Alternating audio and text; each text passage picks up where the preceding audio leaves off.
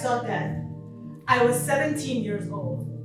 My grandmother lay motionless on her bed, rocked from her convulsion that put her in the state, pooling at the side of her mouth.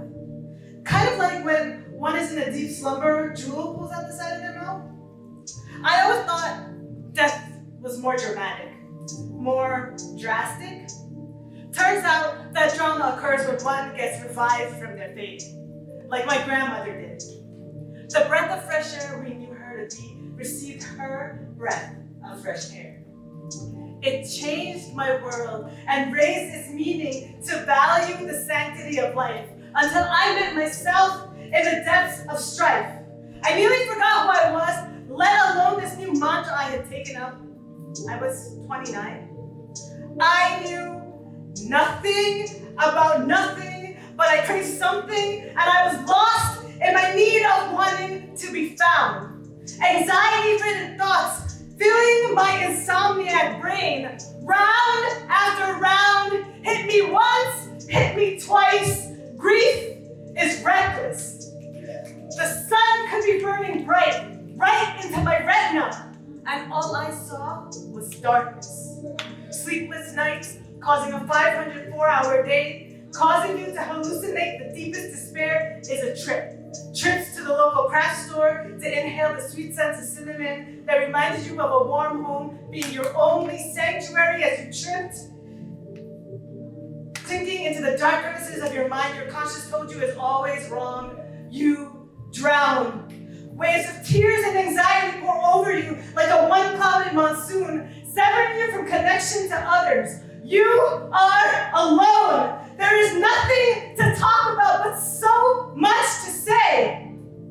They give you a pill that knocks you into unconsciousness until your mind is still. You float back to reality. Reality becomes a dream as you revive your soul and become whole again, whole-minded, whole-hearted, whole human. Realizing your humanity is defined by hope, something that you had lost a long time ago.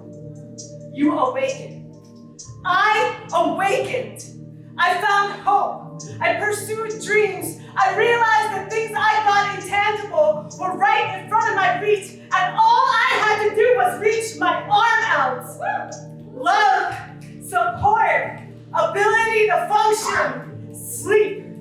It was all there.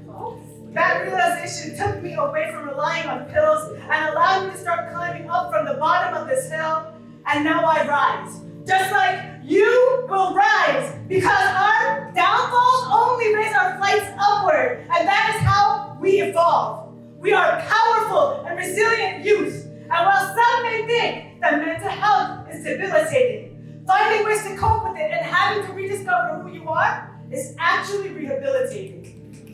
Redefining you helps you to unlearn preconceived notions of who you are supposed to be, and as a result, your spirit is free. I am free to be who I wish to be. And while I did not physically die, I did die 1,000 deaths. And just like my grandmother did, I received a fresh breath.